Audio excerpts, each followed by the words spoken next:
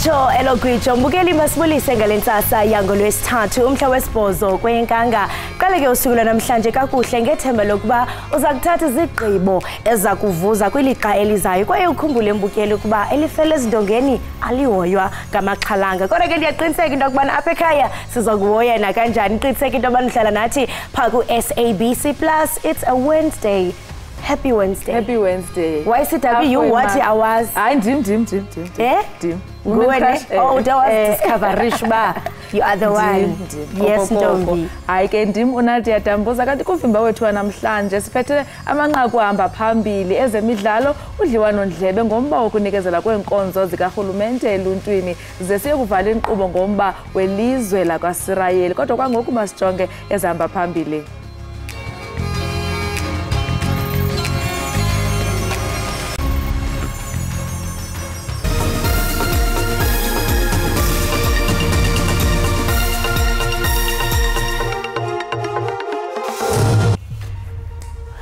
Lihlehlise usuku lwangolwesihlanu ityala lokuqhekeza nokweba kwifama kamongameli Cyril Ramaphosa kwinkundla kamantyi yaseBela-Bela.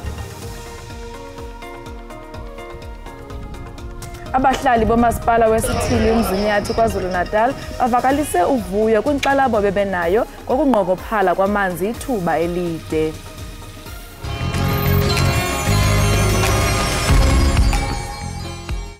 Hallelujah, linamandla kamali kaJesu. Sanibonani babukele emakhaya, igama lami uSibubhana the gospel dude. Ngila ekhaya Jikelele. Keep watching ekhaya Jikelele siniphathele kumnandi umdlalo neindaba na yonke into oyithandayo. God bless you.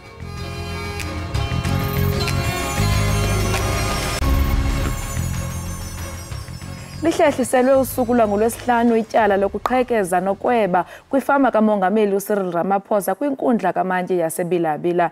uEmmanuela David noFroliana Joseph babekwa izityholo ezine eziquka iyelenqe lokuqhekeza indlu. Kulindeleke ukuba aba babini benze isicelo sebheyile ukuvela kwabo enkundleni kwakhona.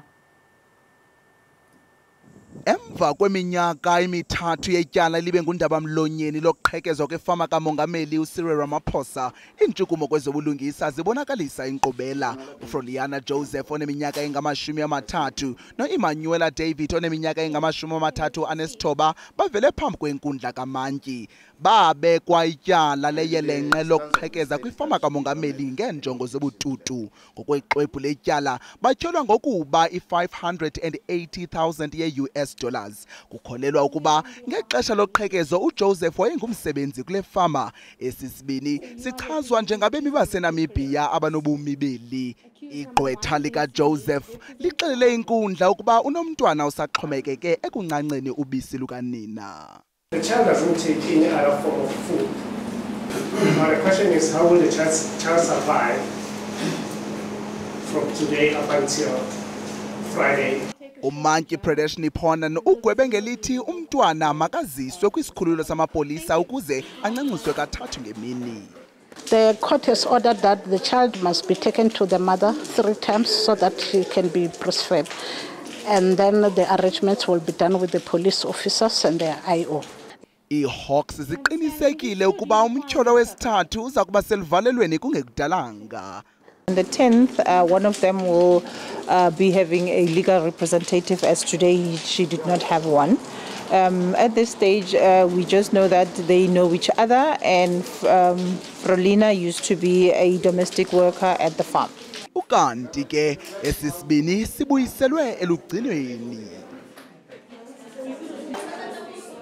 Uqhethwe ngolunye uduma uGqirha Nandipha Magudumana ngethuba inkundla ephakamileyo yaseFreystata isikhaba isibheno sakhe sokuba akhululwe ngebheyile. Ijaji elibambele uMelisa uJordan iwisa isigwebo ithe yenze ngokufanelekileyo inkundla kamantyi yaseBloemfontein ngokusikhaba isicelo sakhe sebheyile. uGqirha Magudumana ubhenele kwinkundla ephakamileyo efuna iguqule isigwebo senkundla kamantyi sokumamela ibheyile.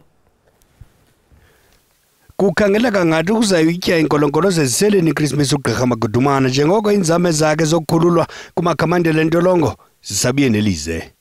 Ijaji elibambela uMelisa Jordan ixelele inkundla ukuba ayiboni imposiso ngokungayinikwa ibheyile kukaNandipha Iqhube yathi iyavumelana nemantyi uAshley Dilange ukuba uGqirha Magudumana ngoyena ngqondo ekuncedeni isidlwengu nombulalo uThabo Bester siqhweshe entolongweni.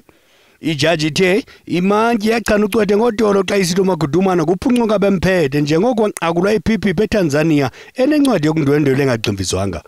Ingcaphephe yomthetho ithi uGqirha Magudumana usenazo ezinye inkalo zomthetho angakhalela kuzo. The legal route to go through, which she can still approach the SCA for petitioning it in order to get it. But however, it's not going to be successful. Umthetheleli kaMagudumana uMashini Mutlong walile kuzityanda sithi usabetyisa lo mba uza kuphefumla kamva.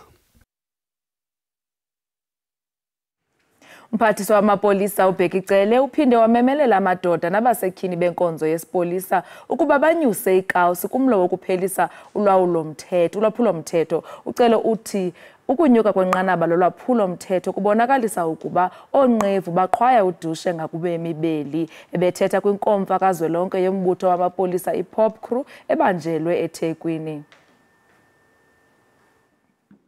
Kudingidwa kabanzi ngezinkinga ezikhungetha amaphoyisa emsebenzini. Le ngqungquthela ke izophinde ikhethe ubuholo obusha benyunyane iPop Crew. Ungqongqoshe wamaphoyisa uBhekicele uthe enye yezinselelo ezibhekene namaphoyisa ukushiya ke kwesisebenzi esezinolwazi olunzulu, ukubulawa kwamaphoyisa kanye nongathuthukiswa ke kwawo amaphoyisa. People they argue, they say we are calling for the war. We are not calling no war. We found the war on the way. For the first time here, 2 weeks ago, I buried a member of the NIU. These criminals, they are taking us on. So it's no use of taking a step back. Umongameli wePop Crew osephuma kulesikhundla uDr Sizamele Cebekhulu uyavuma ke ukuthi amaphoyisa angenza kangcono ukulwisana nobelelesi. Ayasebenza amaphoyisa ukuthi ubugebengu sebuningi kakhulu. Ngizothi ayasebenza ngani ngoba amajele agcwele. Abantu ejele abaziyeli baya ngoba beboshiwe. Ungqongqoshe ucele uphindeke wanxusa umphakathi ukuba usebenzisane namaphoyisa ukulwisana nobugebengu. Le ngqungquthela izokuphothulwa ngoLwesihlanu. NginguSimphiwe Makhanya wezindaba zeSABC ngiseThekwini. Iziganeko zogebengo lwesizini kwezinyanga ezimbalwa zigqithileyo zishiye uluntu lwaseNelson Mandela Bay lunxunguphele, kodwa ke abasemagunyeni benza unako-nako ukuphelisa obubundlobongela buqubayo. Phakathi kwezisombululo kukusebenzisana noluntu. Umphathiswa wezokhuseleko loluntu uXolile Nqatha namagosa esixeko badibene nabantu bakwanobuhle Cebekuhle Karikha. Nawo ke amapolisa azibophelele kwiphulo lokuqubisana nobundlobongela kulo mmandla. Kulonyaka odlulileyo balithoba abantu abathe badutyulwa ngosuku olunye kwanobuhle. Kwiinyanga ezintathu ezidlulileyo bathathwa abantu abadutyulwe ngaxeshanye. Abahlali abanomsindo baphelelwe lithemba kambe banoloyiko lokuhamba nasebusuku. Siziva singakhuselekanga kakhulu yindlela noko esiphetheke ngayo ekuhlaleni. Apha into engamandla icrime ikwiqondo eliphezulu kakhulu, futhi ke kuyabulelwa abantu apha bayabulalana. Asisakwazi nokuva uvula amacango emini, siyalokha sivale neburglar gates because kaloku kuyangenwa broad daylight. Ngotsotsi bezothatha iTV, bezothatha yonke nje into eportable abanokwazi ukuyithatha endlini yakho. Isebe lokhuseleko loluntu liza kutyumba abahlali balommandla abaza kuqinisekisa ukuba kukhuselekile kulommandla. Isisombululo sale ngxaki silele apha ebantwini. Ngabantu abahlala nale ngxaki abanezisombululo. Nothi thina sithi singabe bhisho sicinge famba singamachule wengxaki ezilapha. Amachule alapha eneneni ke siyayifumana ke bayasincedisa kakhulu abantu kulonto. Njengoba nithetha nje nangona amanene semakhulu okubulawa kwabantu apha, kodwa kule koti idlulileyo ahlile kangangomyinge aneshumi lesithathu ekhulwini. Kubongozwe abahlali ukuba basebenzisane namapolisa ukubika iziganeko zolwaphulo-mthetho. Kwiindaba ze-SABC ndingunandi Phaplatyi eKarikha. Ukanti abanini zivenkile bamazwe angaphandle abazinze eMpuma Koloni bawakhabile amabango athi bathengisa ukutya okuphelelweyo neempahla zomgunyathi. Ezivenkile zibesematheni zityholwa kwintlaninge yamatyala angokutya okuphelelweyo. Kwezi veki zimbini zidlulileyo ngabafundi abasondele ku200 abangeniswe ezibhedlele eMpuma Koloni beneempawu ezifanayo eziquka ukukhupha ngasentla nezisu eziqaqambayo. Kutyholwa ukuba emva kokuba betye ukutya okuthengwe espaza. Ezi zimuncumuncu zithandwayo ngabantwana kukholeleka ukuba zizo ezikhokelele ekuguleni kwabafundi kwiphondo leMpuma Koloni. Ukugula kwaba bantwana kudale isanxo eluntwini kukhonjwa kubemi bangaphandle abanezixoxo ngelithi abayithobela imiqathango yezempilo. Kodwa abasomashishini bangaphandle bathi bayasukelwa. Cases where people will go around and say that this stuff is, either expired or contains poison or something like that. But they end up, looting the same stuff that they were complaining about, saying that it either contains, something that might be harmful to human consumption. But again, they end up taking it and eating the same thing. Abathengisi kwakunye nabazali banezimvo ezahlukeneyo ngalomba. Kuye kwakhona ukunqunguphala xa sisiva kusithiwa abantwana baye barongo ebebezitye ebebethenge ezi chips. Kodwa ke ngokwandinandlela yimbi ngoba iyona ndlela ndiphila ngayo. Abantwana bethu bayaphela apha kweli lizwe. Siyoyika ke ngoku nobanika imali abantwana bethu soba mabathenge ezikolweni. Ingxaki ke inye ke ngoku bazawutya ntoni ke ngoku xa singazubanika imali zophatha ngoba asinalo ithuba lokwenza ilunch zabo ezindlini. Isebe lezempilo ephondweni lithi uphando lusaqhuba ngokugula kwabantwana. Xa ujonga ukuba intoni kanye le igulisa abantu abaninzi kangaka. Lowo msebenzi unikezele phaa kwi-health environmental officers komasipala phakathi kwezinto abaza kuthi bazijonge kukuthatha isamples zezi zinto kuthiwa bezityiwa ngabantwana zisiwe elaboratory ukujonga into kokuba bezityhefekile kusini na. Elisebe likwabongoza abahlali ukuba bahlabe bekhangele ingakumbi ngokusiwa phantsi kwempumlo. Ndingusidima Mfeku kwiindaba ze-SABC eMonti. Abahlali bamasipala wesithili umzinyathi kwiphondo laKwaZulu-Natal bavakalise uvuyo kwinxalabo bebenayo ngokunqongophala kwamanzi ithuba elide. Bafikelela kumanzi acocekileyo ngaphandle kokuhamba imigama emide kuba bafakelwe iimpompo.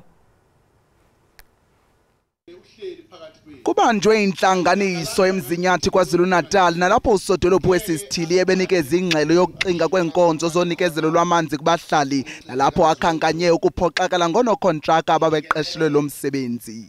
Usodolophu Ngubane uvakalise ukuzijula kwabo ijacu eqinisekiseni iyasetyenziswa imilambo engakwezingingqi ukuze zingaphinde zinqamke inkonzo zamanzi eluntwini egxininisa nangeziko lokucoca amanzi abasele betyale imali kulo. Besibanjwe eminye imisebenzi ke uba sibanikezele ngamanzi. Abantu abanawo amanzi ngoba kulukhuni ukuthatha amanzi emfuleni wayise kubona ngoba abantu abaningi bakhe endaweni eziphakeme. Kodwa siyakuzama lokho ngoba sesiyifakile imali enkulu kwa Eskom ebaluleke igidi nezishaka lombili kuba kukhuliswe ingqalasizinda yakhona la eMsinga kuthiwa iSampofu water treatment plant. Izothi ke mayisiqediwe lo msebenzi ke abesamanzi ke segeleza ke yonke indawo. Ukanti ke abahlali bavakalise iminceli yabo benjenje. Sasinzima kakhulu impela. Ngoba sasiphuza nenkomo enkobongweni.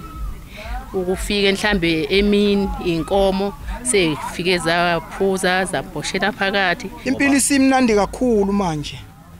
Ngoba kwamina njengangila nje umpompi nanku esangweni la ekhaya. Ekhaya basahamba distance le kade beyihamba. Amanzi bubomi ngenene bamele ukuxhelile exhukwana abahlali besithili sasemzinyathi nanjengoko bebefudula becanda amathafa benyuka iminqantsa ukufumana amanzi ngekambe besela nazo neenkomo kungoko benethemba lokuba inkali ayisayi kuphinda ixingetyeni ngezamanzi. Ndimlo Lilitha Ntsundwani kwiindaba ze-SABC. Iqela lamashishini eKimberley ahlawula ixabiso kulandela ukuvalwa kwendlela yase-South Circular kufutshane neKimberley Big Hole nebisebenziswa ziiteksi ezithile njengendawo yokumiswa. Ukuvalwa kwale ndlela kubangele ukuba iiteksi zimiswe kuminyango yamashishini nakufutshane nale ndlela ivaliweyo. Umasipala waseSolplaatje uthi bebengenandlela yimbi ngaphandle kokuba bavale indlela kulandela ukubhaqwa kwentshukumo yomhlaba ijikeleze isiza sembali iBig Hole. Bathi elinyathelo lokuzama ukunqanda intlekele enokwenzeka kwixesha elizayo. Osomashishini babala inkcitho abajongene nayo. Lo somashishini uthi liqhoqeke kanobomi ishishini lakhe kuba wonke lo mbhodamo wenzeke ngelona xesha lixakekileyo enyangeni. Yesterday my truck was standing 30 minutes. This taxi driver switch off taxis and they go away. We don't know where they are. Then we talked that association of taxis, they went to look for them. I mean that is very big loss of our business. Ukuvalwa kwezinye inginqe kumbindi wedolophu kunyanzelise abaqhubi ukuba bakhangele ezinye indlela zokuhamba.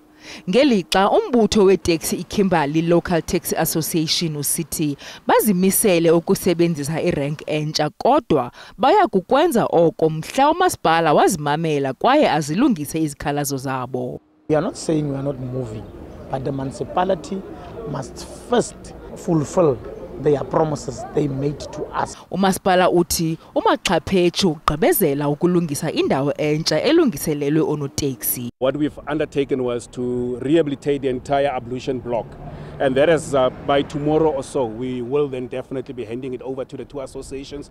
But what ought then to be done to keep this whole thing sustainable is actually to work on a maintenance plan. Osomashishini abachaphazelekileyo bahlele thembeni lokuba umasipala uza kuyilungisa ngokungxama lenyewe ukuze izinto zizokubuyela esiqhelweni.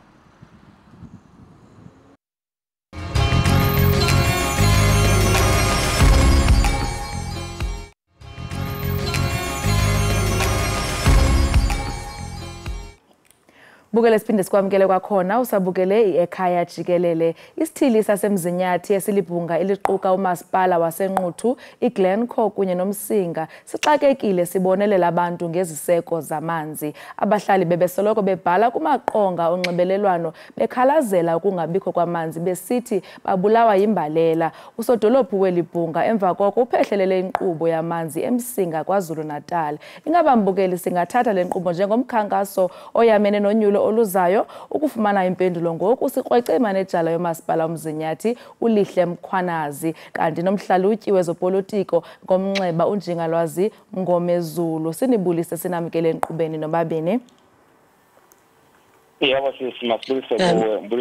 Siyabonga kakhulu kwamukelwa sibingelele kubalaleli bonke. Enkosi kakhulu. Mkhwanazi masiqale ngawe. Ngeyantoni le nkqubo ephehlelelwe enkobongweni kwaye ibinjani imeko ngaphambili? Sithokoza kakhulu. Enkobongweni siye saya savula amanzi isemsinga kuward 8 ngaphansi kuka Council uZuma emachunweni. Isimo besingesihle kakhulu ke kule ndawo ngaphambilini ngoba abantu bebephuza emfuleni and ukuphuza emfuleni kunazo izinto ezenza ukuthi ugcina amanzi akhona engekho clean kahle. Phase sathi ke sa-applyela i-funding yakhona senza ama-business plans sa-submit kuhulumeni omkhulu. Sase sayithola ke imali yakhona sayenza i-project siye sayivula ke kule viki ephelileyo. I-project was 27 million isiphelele yonke imali esayisebenzisa khona. Siyaqhubeka ke kanjalo nokuvula amanzi eindaweni ezihlukene ngaphansi komzinyathi ngoba abantu bakithi bayawadinga kakhulu amanzi. I-vision yethu ka2030 siwumzinyathi ukuthi wonke umuntu ophila ngaphansi komzinyathi noma abahlali bethu bebese benawo amanzi bonke. Sisebenzela phezulu kwalowo mbono ke siwumzinyathi. Ngithokoza. Mkhwanazi ngicela ukubuza le 27 million eyasenkobongweni kuphela or umzinyathi municipality wonke?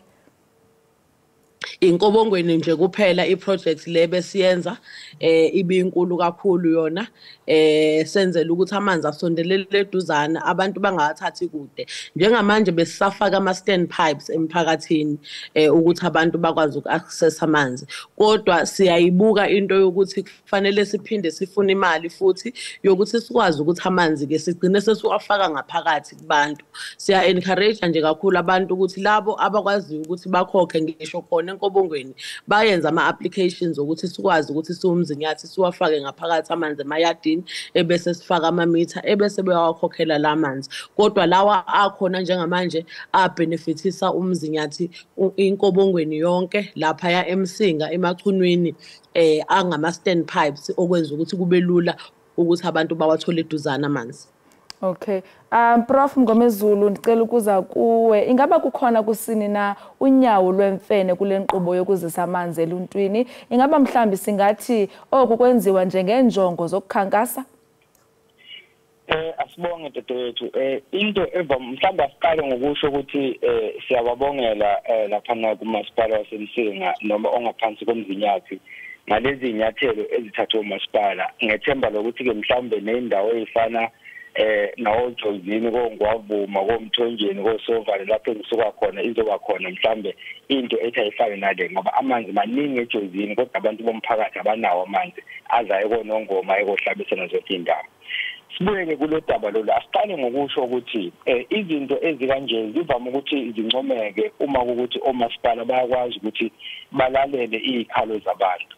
Mhlambe kodwa kube nembuzo ke embalwa ukuthi okokuqala yini eyenza ukuthi abantu baze bekhalela idingo ekubeni phela vele abaholi bethu kusuke kumsebenzi wabo ukuthi balethe lezo idingo kubani njengoba kade usho uma ngabe uvula uhlelo ukuthi kube nezikhalo ezifakwe ngabantu abakhele umzinyathi bekhala ngokuthi amanzi abawatholi baphuza nenkomo njalo njalo kwaze kwaba ngesikhathi lapho khona umasipala egcineke ekwenza lokho akwenzile okuyinto encomekayo into yokuqala efike yenze esingayincoma leyo bese ke mhlambe okunye ke kuba ukuthi kuvame ukuthi uma ngabe kuba khona izinsiza noma izinto idingo eziswa emphakathini sekusondele ukhetho kube nezinsolo zokuthi kungenzeke yini ukuthi mhlawumbe lezo idingo zilethwa kubantu ukuze kunqenqe abavoti ukuthi bavotele amaqembu athile.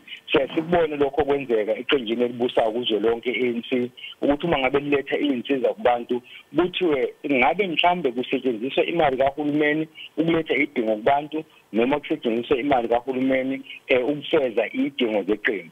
Lokho ke mhlambe okufanele ukuthi abaholi bethu basize kuko. Indlela elula yokuphuma kulolu daba ukuthi abaholi baye kubantu babachazele ukuthi njengoba ibudget ikhishwa uma ngabe kuqala financial year iye komasipala ngoJuly yini eyenza ukuthi mhlambe kuthathe isikhathi ukuthi idingo zifike kubantu abantu babe nalo ulwazi zingakafiki lezi idingo lungakasondela ukhetho ngoba uma leyo ncazelo ingekho kuzothi uma ngabe kwenzeka izinto ezifana lezi umhlonishwa azichazayo bese abantu beba nomuzwa ukuthi kungenzekeni ukuthi lokhu kwenziwa ngoba nakho sekusondela ukhetho kuzothi uma ngabe sekudlule ukhetho kwalokho sekuqaliwe kugcine sekuma ngoba abantu bazobe sebathola amavoti abafunayo. Ngathi into efuneka ukuxhumana phakathi komasipala kanye nemphakathi lena okuyona eyakhelela komasipala esikhuluma ngakho.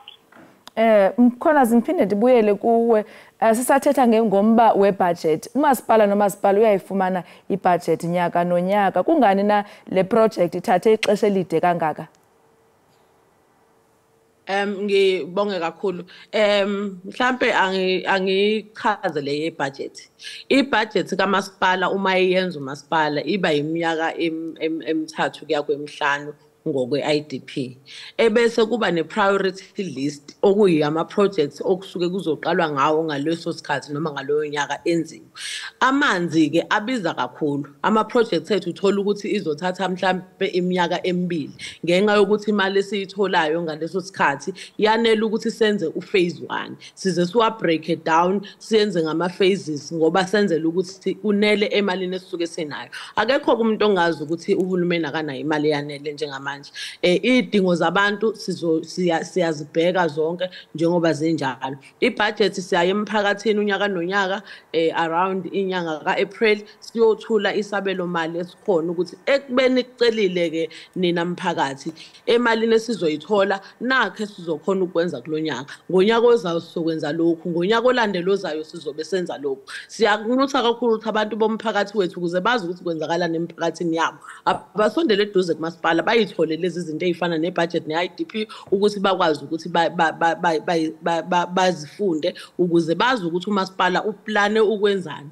Njalo ke umphakathi yonke iyakhala isikhathi esiningi ngamanzi, kodwa asikwazi ukuthi ngenxa yemali encane wonke umuntu asizakale ngesikhathi leso asuke wadinga ngamanzi. Sinxusa nje umphakathi ukuthi isibekezelele kakhulu ekutheni hayi ukuthi asibathathi serious kodwa siyithatha serious zonke izicelo ezisuke ifikile ebese siqala sibheka ukuthi ngokwephakethe sinemali engakanani kuzosithatha isikhathi esingakanani ukuthi si-implement ama-projects lawa abasuke besicela ukuthi siwenze.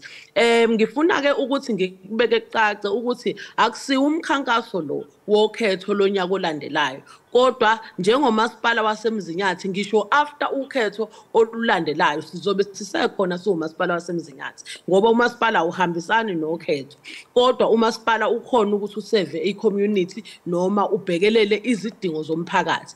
Ingqalasizinda sizoqhubeka siyenze, amanzi sizoqhubeka siwavule and sizozama ukuthi ke ukuze kubonakala ukuthi akusiyinto uMzinyathi oyiqala manje ukuthi uvula ama-project. Sizozama ukuthi sibuyele mhlawumbe eminyakeni emithathu edlule sibuye emphakathini sizokhombisa ukuthi imaphi ama-projects esiwaqedile sawavula kule minyaka emithathu edlule and ukukhombisa ukuthi akusikho ukuthi ngoba nakho sesisemkhankasweni njengamanje sisebenza kanzima siwuMzinyathi. Yebo singenzeka ukuthi khona la khona esingakafinyeleli khona, kodwa sisebenza ngokuyikhandla ukuqinisekisa ukuthi umphakathi wethu uyawathola amanzi.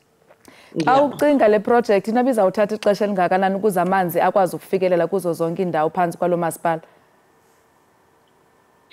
Njengamanje njengoba ngishilo ukuthi sino vision 2030 okuyiwona sifisa ukuthi sibe wonke umuntu esenawo amanzi ngaphansi komphakathi wethu wakamasipala. Kodwa ke uhlahlo mali lwethu lukhona na kwi-website yomkhandlu ekhombisayo ama-projects esizowenza eminyakeni emithathu kusuka manje, ebese kuphinda sibe nayo futhi nohlelo lwamasipala lwemisebenzi esizoyenza eminyakeni emihlanu ezayo. Siyanxusa ukuthi abantu basondele eduze noma mangabe umasipala eya emphakathini abafika abantu kulawo ma-engagements ukuze sikwazi ukuthi sizwe ukuthi isikhala esikhulu singakephi.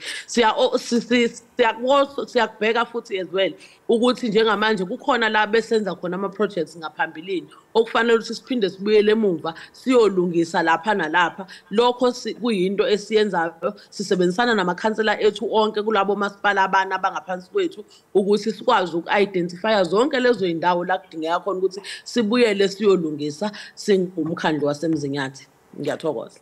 Mamkhwanazi kukho amahe nokutyatyekwa esicela uhlomle kuwo. Kuthiwa nitye imali yoluntu aze nayisebenzisa ukuthenga i-generator ekhupha amanzi nexabisa izigidi zeerandi ezingaphaya kokulindelekileyo. Ingaba kwenzeke ntoni? Ngithokoza kakhulu ngombuzo. Sibonga nje iplatform yokuthi nisivulele ukuthi sikwazi ukuthi siucacisele umphakathi. Lapha eNquthu sike sahlupheka kakhulu ngodaba lwagesi nodaba lwamanzi. Kutheke ngalesikhathi kuqala i-load shedding kwacaca ukuthi kufanele ukuthi sibuyele ekutheni sibe nayo i-backup uma ngabe kuthiwa ugesi awukho noma kuthiwa ugesi unenkinga kuleya plant ethu ngoba iplant enkulu kakhulu ephakela idolobha laseNquthu siyibiza ngeVansdrift Nquthu Water Treatment Works. Leyo plant ke idinga ugesi omningi noma amandla kagesi amaningi. Saseke sakhipha isicelo kuma-suppliers ethu sacela ukuthi sicela bosomabhizinisi nisirentisele i-generator. Lokhu ke ukurenta bekuyinto ebiyenzeka isikhathi esiningi njengoba sazi ukuthi eSouth Africa sinenkinga nje enkulu kagesi. umuntu oqala esamthola wathi uzosirentisela ngo-800,000 ngenyanga, okusho lokhu ukuthi kwakuzoba u9.6 million ngonyaka. Sayithatha ke leso sicelo ngoba kwakuyisona esasi iprice ephansi kakhulu makucompare nabanye ababelethile ngaleso sikhathi. Sayithatha ke leyo usupplier wazama ukuthi ayithole nayo igenerator, kwacaca ukuthi ama prices anyukile, akasakwazi ukuthi ayithole igenerator azoyirentisela umzinyathi kulesi sikhathi besiyidinga ngaso. Sase sa cancela lelo order, sa engage omunye futhi service provider ngaphansi kohlelo olufanayo, sazama ukuthi simthole naye wasirentisela. But sase sabuka ukuthi ngoba ayingatholakali le generator, kwaze kwamele ukuthi ilandwe kude, iassemblishwe from scratch, ebese si-customizwa ukufitha umzinyathi. Okusho lokho nokuthi kwakufanele ukuthi kutestwe, kwenziwe zonke izinto. Wonke lama cost namhlanje awasabukeki uma ngabe sekubukeka i-cost ye-generator. Uma ngabe ke ngiza kwi-value ye-generator, ngi-aware ukuthi iya-trenda ethi sikhokhe u6.4 million. Sizokhumbula ukuthi eMzansi siyayikhokha ne-VAT siwumzinyathi. I-generator esiyithengile yu5.6 million. Eqinisweni kulo 5.6 million sibala kuyona uqobo lwe generator, sibale kuyona ama certificates testing yakhona esiwenzile, ngoba phela mangabe izosuka into eCape Town iza eDandi ibanga elide lelo, kuningi okungenzeka endleleni. So itime ayisifikile kwamele ukuthi iphinde testwe. I-installation ngizokhumbula nje kahle ama cables, i-cable nje yakhona eyayizoconnecta i-generator, I think i-cost yayi around 200,000 isiyonke i-cable okwakufanele ukuthi connect i-generator to i-plan. Siphinde sibe nezinye izinto ke ezi-customized ezenza ukuthi i-cost le abantu abayibuka kwi-internet igcine isingasafani ne-cost yethu. Ebese kuphinda ke mphela umuntu mangabe esebenza naye uyayifaka i-profit yakhe. So usomabhizinisi naye uyayifaka i-profit yakhe ngokwe-percentage yakhe. Kodwa engizama ukubeka la ukuthi siwumzinyathi siyazigqaja kakhulu ngokuthenga leya generator, ngoba for the longest time besispenda ama millions unyaka nonyaka siharisha ama generator abe rana leya plant iminyaka eminingi, kwaze kwaba eminyakeni emibili edlule sizofaka ugesi. Utha ugesi ke nawo mawususuba nezinkinga, kwacaca ukuthi kufanele sibuyele emuva. Masiya kusupply wekade sisupplyela ngaphambilini, wacaca ukuthi imali yakhona isinkulu kakhulu, hence why then sa involve nabanye abantu. Kusho ukuthi ke uma usuyibuka in practical terms, kusho ukuthi umzinyathi ubuzokhokha imali close to 10 million ngoba ngithe u9.6 umuntu oqala esasimqashile esasithe akasilethele igenerator. Kusho ukuthi kulo 9.6 thina sa end up sispenda u5.6 million okuyiwona esithenge ngawo igenerator. There is a saving ke lapho. Sase sayidiverta imali from ukuthi sirente to imali yokuthi sibe neassets. Nangonyaka ozayo akukhona ukuthi igenerator ngonyaka ozayo izoba ingasekho. I-generator izobe ikhona ngonyaka ozayo, okwenza lokhu ukuthi thina kube lula ukuthi le mali ebesizoyikhokha unyaka nonyaka sizoyisave sikwazi ukuthenga nama-generator akwezinye izindawo. Uyaqhubeka kumkhankaso ukuthi sithenga ama-generator, angeke sibe si-discourage iy'ndaba ezigijimayo ku-social media, kodwa umphakathi ofuna ukwazi kangcono usondele eduzane siwuchazele. Sizoyenza ne-media tour futhi umphakathi uzosibona nje kungekudala, sihambe sibakhombisa i-generator babone ukuthi yini le eyenza ukuthi kuze kusebenza imali engaka. Kodwa esingakuqinisekisa nje ukuthi siwumzinyathi isinqumo esasithatha sisinqumo esihle kakhulu. Siyabulela ngencaciso. Prof Mngomezulu usekhona emnxebeni? Yebo ngikhona sisi. Siphawula udaba le-generator. Ndiqinisekile ba umvile uMamkhwanazi esinika incazelo ngalamahe abhangaleleyo kumakhasi onxibelelwano. Ungathini wena ukuhlomla kule koludaba? No, iyancomeka indlela achaza ngayo umhlonishwa. Kubuya kulephuzo kade ngilisho ekuqaleni ukuthi into esalayo la ukuxhumana nemphakathi noma lento communication. Ngoba uma kukuthi abantu banalo ulwazi lwa yonke lento ayishoyo uNdonga, angicabanga ukuthi kade bengaya ku social media bakhalaze ngendlela abakhalaza ngayo. Into yokuqala leyo. Bese okwesibili kuvame ukuthi abahlonishwa bethu uma sebevotelwe kube nzima ukuthi ufike uyokhuluma nabo ema-ofisi uzama ukwenza ama-appointment ukuze kuyophela isikhathi yile nto begcina yenza abantu bagcine sebecasuka kodwa uma kuthi kuzokwenzeka njengoba enza uma kuthiwa kuyokhulunywa indaba ze-IDP yebo kuyiqiniso ukuthi bayakwenza lokho kodwa-ke umbuzo ukuthi leyo mhlangano ivame ukwenzeka phakathi neviki uthole ukuthi abantu abaningi okuyibona futhi ngabe bayaphawula abekho kuleyo mhlangano ngikhumbula kahle kwezinye indawo nje kuvame ukuthi kube khona umuntu ozotshela lo owusihlalo ukuthi uyabona uma kuphakamisa ubani ungamnikezi ithuba uma kuphakamisa ubani ungamnikezi ithuba angisho ukuthi emzini yathi bayakwenza kodwa ngikhuluma ngento evame ukuthi yenziwe osopolitiki uma sebengene ey'khundleni kanti phela uma ukhankasa usuke ukhankasa ngekhadi leqembu kodwa uma usukhethiwe wakhethela isikhundla esithile kufanele usebenzele wonke umphakathi enye into mhlawumbe engacela ukuthi umhlonishwa ayichaze la ukuthi uma uzothatha indawo efana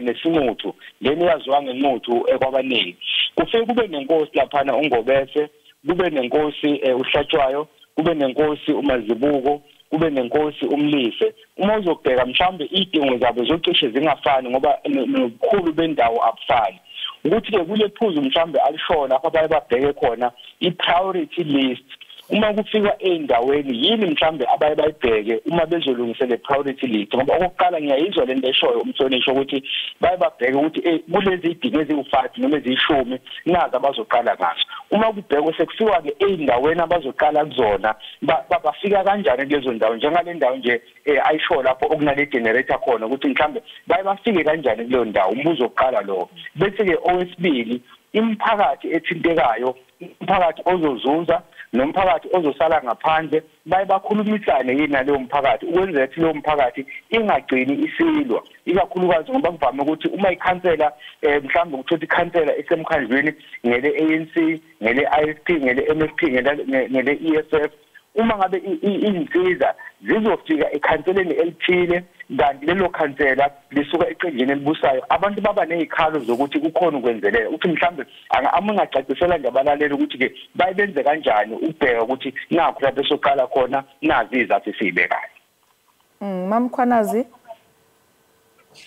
ngibonge kakhulu ngombuzo ukuphumana kwethu nomphakathi siyakwenza on a more regular basis ngizokhumbula nje lapha enquthu sinawo even communication with ama ratepayers lapha edolobheni ukubheka ilela izinkinga zabo okwenza ukuthi emva kokuba sibukile konke obekuyinkinga ngaphambilini saze safaka even ama static tanks awu 35 lapha edolobheni ngoba senzela ukuthi uma sinalenkinga yepipe eliyenquthu amanzi engafika enquthu kube khona la abantu abathola khona amanzi eduzane asiyibheki ke inhlangano zepolitiki mina njengomuntu okuyi-administration angiyena usopolitiki angi-understand angiyazi nepolitiki thina sibheka idingo zabantu ngaleso sikhathi asibheki nokuthi umuntu osuke eyikhansela kuleyo ndawo umuntu ofola kweyiphi ipolitiki ngoba emzinyathi sinawo amaqembu ezepolitiki abusayo akhona amaqembu ezepolitiki akhona kwi-council yethu idingo sibheka ngokwemphakathi ekhona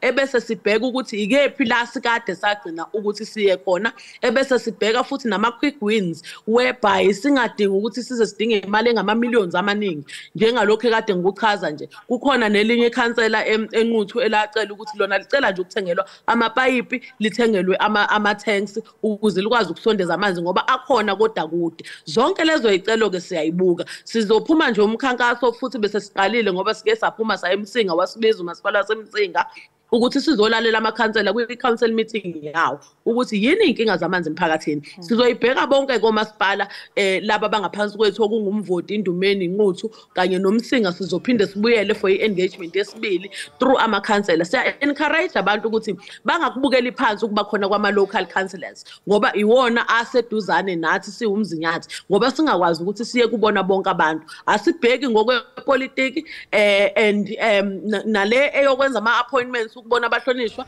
izinto ezi-operational noma izinto ezingadingi ipolitiki ngiyasuggest ukuthi abantu bafike kwelami office ukuze sikwazi ukuthi siyixoxe ngoba ngumuntu impela ohlale khona ofisini ngiyakwazi ukuthi ngimukele nezicelo zabantu futhi siphinde sizame ukuthi siphenduke ngesikhathi kungenzeka ukuthi sisenawo amaphutha lapha nalapha singabantu nathi kodwa nje umphakathi awusebenzisane nathi siyatholakala ayikho inkinga lapho ebukhosini siye amakhosi ayahlala even kwi-council meeting yomkhandlu wasemzinyathi amakhosi ayasupporta kakhulu sinenkosi ewusihlalo ongubaba uMazibuko oyinkosi yesizwe sakaMazibuko okuyena oyahlale isikhathi esiningi ebese siba nawo namanye amakhosi njengonkosi uMajozi unkosi uMolife bayafika njalo besisupport siwumzinyathi ngisho sisemphakathini nabo besuke bekhona ukuze bazi ukuthi yini eyenzakalayo baphinde nabo futhi bayilethe ezabicela ukuthi umphakathi uyakhala lapha nalapha ngizokhumbula nje kukhona esenkosi uNgobese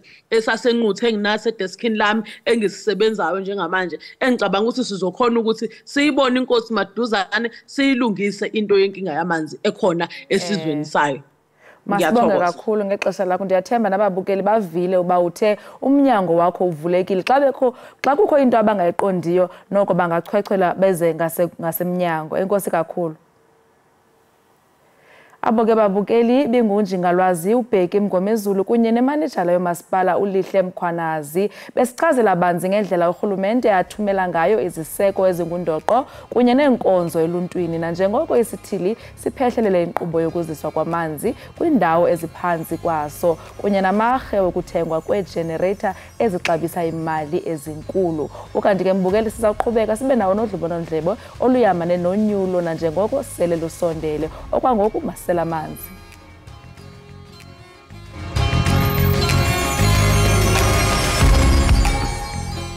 Enkosi ngokuhlala nathi nisasibukele apha ekhaya Jikelele isebe lozobudlelwane nensebenziswano ngamazwe luthobele umyalelo wecabinet wokuvala umzi wozakuzo womzantsi Afrika kwaSirayeli nanjengoko kusekho imfazwe eqhubekayo phakathi komkhosi wamaSirayeli kunye neHamas eGaza. Umphathiswa kwiofisi kamongameli uKhumbudzo Chabeni naye wenze isiqinisekiso esimandla sokuba unozakuzaku wakwaSirayeli kweli lizwe angayela lokuba ahambe. Urhulumente ke womzantsi Afrika uthi akanakuphinda ahoye izenzo zenkohlakalo ezenziwa eSirayeli kubantu basePalestina. Ngoku ke masingene nzulu kwesisigqibo secabinet nomhloli wezobudlelwane bamazwe ngabazwe kwiphondo lase-UKZN umnumzana uZakhele Ndlovu. Mnumzana uNdlovu masibambe ngazibini ngexesha lakho sikubulise ngalentsasa. Ndiyabulisa msasazi ndibulise namaviewers. Enkosi kakhulu. Urhulumente womzantsi Afrika urhoxise indlu yozakuzo nonozakuzaku abakwilizwe laseSirayeli. Into exhalabisayo kakhulu lena mnumzana ingaba nje bekutheni bangaqali ngokuba baqhawule ubudlelwane bendlu yozakuzo yaseSirayeli lapha eMzantsi Afrika. Yeah, shuthi angiqale nje ngokusho ukuthi i-politics kuyekuthiwa kunama-friends kube khona ama-enemies and then bese khona lento yokuthi kuthiwa khona ayikho lento kuthiwa ama-permanent friends and awekho ama-permanent enemies. So if uzobheka umlando i-South Africa ibe nobudlelwano obuningi nama-Palestinians during the apartheid era, and I'm talking about ANC. So ANC ne-PLO no-Hamas babe kwi-liberation struggle. So ubudlelwane be-South Africa ne-Palestine usekela lapho kutheni during the apartheid era babe supportana and kunalento yokuthi kuthiwa i-Israel yayisupportana ne-National Party. Now the question is sinama-permanent enemies or sinama-permanent friends. So i-Israel njengoba sazi ukuthi iyizwe elithathwa njenge-part of i-West. So besikhuluma ngo-West sikhuluma ngo-America or Britain or France or Germany. Now i-South Africa bethatha i-position ukuthi ayihambisani ne-Israel. Then lamazwe lawa ase-West amanye azothatha i-South Africa njengokuthi akulona izwe abangarelaya kulona. So okunga-affecta even i-trade ngoba sathi i-South Africa i-trade namanye ama-countries kakhulukazi ase-West. So kade khona ngo-AGOA nje recently okwi-Africa Growth Opportunity Act la South Africa ibenefitha khona ukuthi ibe ne-access to i-US markets. So lezo zinto lezo bangayisebenzisa amazwe se-West ukupanisha i-South Africa ukuthi ayihambisani nezwe lakwa-Israel. Uthetha apha nge-permanent friends and the-enemies. I mean, ndiyazibuza into yobana mhlambe ingaba esi senzo sibonakalisa ungathembi urhulumente wasesirayeli yaye oku kukuthi bazimele ngenqayi elangeni? Yeah, I think this sinqumo esithathwe i-South Africa abakwa-Israel bazosibuka nje ukuthi i-South Africa ihambisana ne-enemy yabo, and so i-Israel njengoba sengishilo ukuthi isupportwa amazwe ase-West kakhulu, and so if amazwe amaningi ase-West ukuthi i-South Africa inokuthatha amasayidi mhlambe nalabo abangahambisana, in fact nalento yase-Ukraine, i-South Africa ayiphumelanga obala yakondema i-Russia ngo-attack i-Ukraine, so bazobuka zonke lezo zinto lezo ukuthi so i-South Africa kahle kahle ayihambisani nezinto ezisupportwa amazwe ase-West, be it lempi yase-Ukraine ne-Russia or the conflict ekhona phakathi kwe-Israel ne-Hamas. Phezolo ugqirha Phando uthe inkundla yamazwe ngamazwe yezikrelemnqa i-ICC bekumele ba ngoku sele ikhuphe impepha eziyala ukubanjwa komphathiswa ophambili wapha kwelalizwe laseSirayeli. Ingaba okumnumzana uNdlovu kungqina inene ukuphelelwa lithemba koMzantsi Afrika ngakule nkundla ye-ICC? Yeah, i-ICC nje osibonile ngaphambilini ukuthi kungathi abantu abaningi bebebuka i-ICC ngathi idila namazwe athize or ipanisha amazwe athize, then kuzokhona amazwe eba soft wona. So umubuka nje indlela ilokhuzana what they call the international community, they came out strongly and condemned actions with Hamas on October 7, terrorist acts. But Israel masiphindisela asezwa condemn now ukuthi sekufa abantu more than 10,000. So i-ICC sekunalento abanye abathena ama-crimes against humanity and ziwa laphana kufa iy'ngane, children, the elderly, women, and then so and then as I said, more than 10,000 wabantu asebeswelekile la. So i-ICC njengenkundla edila nalama crimes lawo khona abakhala ngokuthi ayithathe istand uPrime Minister wase-Israel uBenjamin Netanyahu account for the actions Israeli Defense Force asedala ukuthi kusweleke abantu kudestroy the infrastructure eGaza. Ingaba okugxekwe sithe sasakubona egxeka ugqirha Phando kubonakalisa mhlawumbe ukungahoyi ipolitiki zamazwe asentshona? Yeah, South Africa entshona isithathwa njengelizwe elingayona ipartner, because ama decisions abo nama actions abo even nase-United Nations ubona ukuthi i-South Africa makuthwele for example thathatha isinqumo sokubheka i-Russia or to condemn i-Russia ngama actions ayo e-Ukraine, i-South Africa either iba neutral, ingafuni ukuthatha iside, or sometimes even iside nalaba i-West eba buka as their enemies. So I think abaphathi base-South Africa kuzofanele bahlale phansi bacanga ukuthi where do they stand on ama-issues abucayi njengalawa ase-Israel, lempi yase-Israel ne-Hamas, or even ne-Ukraine and Russia, ukuthi ey'ntweni ezikanjalo bathatha liphi isayidi.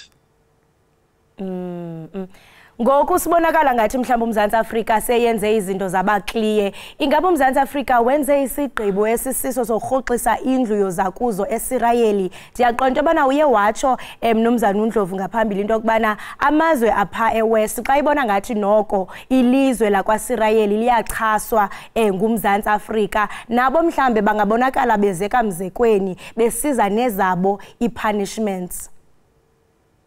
Yeah, I think amazwe ase-West, kakhulukazi i-America ne-Britain, kwela amazwe ahamba phambili e-West, azoba nako ukuthi in future medila ne-South Africa athathe ama-decisions angezokuyi-benefita i-South Africa, because i-South Africa bayibuka njenge-country enga-side nabo on matters la abafuna khona ba-side nayo. Njengoba ngishilo ukuthi I think inkinga enkulu e-South Africa ukuthi i-ANC njenge-ruling party isebenzisa ukuthi i-history yayo namazwe ayesupporta during the struggle against apartheid izoqhubeka iside nabo, but I think also they need to take into account ama-interests e-country. Njengoba ngasho ukuthi kwi-politics I welcome permanent enemies and I welcome permanent friends, but ekuthiwa esithi kwa-international relations ama-permanent interests. So South Africa as a country in a permanent interest, we need to have access to markets and US markets, Chinese markets, all these big markets. And that's what's good to see export and trade with these countries. So if as poor as our enemies were, then sizoba nenkinga going forward. And then futhi one day mase kuphume i-ANC kwi-power, then the question is South Africa izodila kanjani ne-West? I mean, I think a practical example ubuka izwe lase-Brazil ukuthi where i-power changes hands, lo president obe khona before uLula beseda kakhulu ne-West. Kanti lo okhona manje uPresident Lula ubukeka ngathi wamthena kakhulu namazwe ase-South, lekuthiwa amazwe ase-South or ama-developing countries. Mnumzana masibambe ngazibini ngexesha lakho, besingathanda into yobana silwandise oludliwano ndlebe sichaphazele mhlambe sijonge ifuthe uMzantsi Afrika nechaphaza esingathi silibone emva kwale ngxoba kaxaka, considering that siyabona into yokubana kune-strong economic ties between uMzantsi Afrika nalo ilizwe laseSirayeli. Ingaba oku kuzawusibeka phi singuMzantsi Afrika considering i-economy yethu? Kodwa ke lo ngxoxo sizayithatha siyibekele olunye usuku sibamba ngazibini ngexesha lakho Mnumzana uZakhele. Lowo ke mbukeli besithetha naye nguye uMnumzana uZakhele Ndlovu ongumhlohli wezifundo zobudlelwane namazwe ngamazwe kwi-University yaKwaZulu-Natal. Besikhanyisela ke ngefuthe lesigqibo secabinet sokukhupha umyalelo wokuba kurhoxiswe unozakuzaku weli kwaSirayeli. Kanti ke mbukeli siziqwela siziqongqotha ngolohlobo ezale iyure, ngoku ke siya kwiyure elandelayo. Kodwa ke ngaphambi koko rhabula mbukeli sithi qhwe evenkileni.